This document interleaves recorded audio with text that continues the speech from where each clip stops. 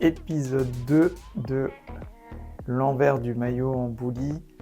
C'est Vicente, on est parti. Les clubs plastiques.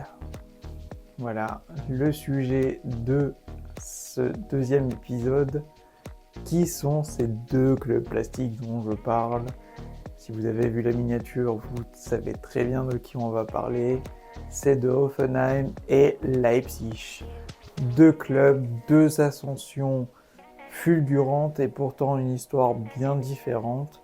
Hoffenheim et Leipzig, deux noms qui font souvent froncer les sourcils en Allemagne. Bien sûr, je les ai attaqués dès le départ en disant les clubs plastiques, parce que c'est comme ça qu'ils sont surnommés en Allemagne.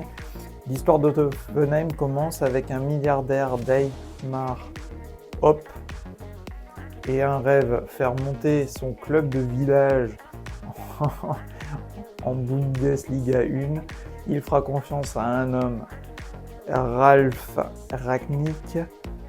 C'est mission accomplie, mais l'ascension rapide et le soutien financier massif ont suscité de vives critiques, bien sûr. On se rappelle du match où le Bayern Munich et Hoffenheim joueront à la 90e minute, de la 70e à la 90e minute, en se faisant la passe à 10, des scènes qu'on n'aime pas du tout voir en Bundesliga, mais où malheureusement les supporters du Bayern ont insulté Dietmar Hopp.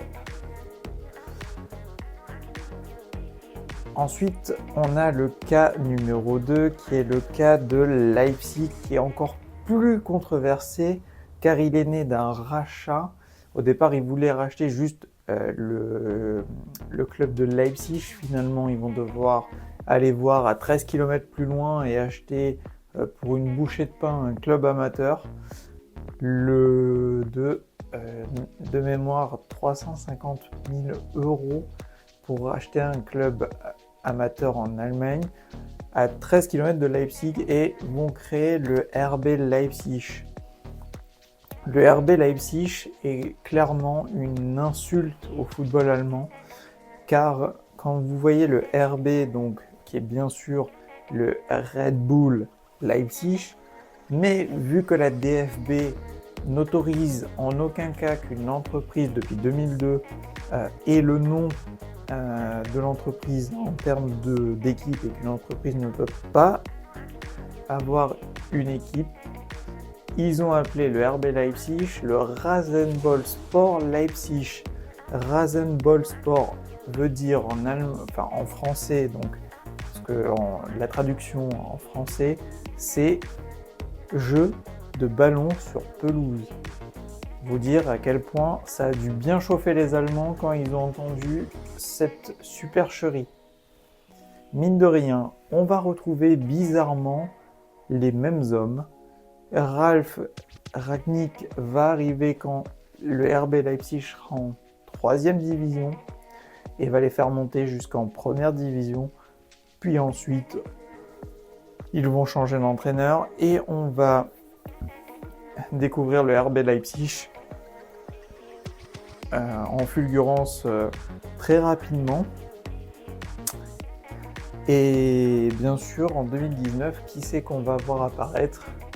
Un autre homme qui était à Hoffenheim de 2016 jusqu'à 2019, Julian Nagelsmann. Julian Nagelsmann sera passé par les deux clubs plastiques, puis ensuite finira au Bayern Munich et terminera entre guillemets sa carrière club et finira sélectionneur de l'Allemagne. Il faudra croire qu'en fait ces deux clubs sont très détestés en Allemagne. Pour rappel, Hoffenheim est une ville de 4000 personnes. Jusqu'à là, ça va bien.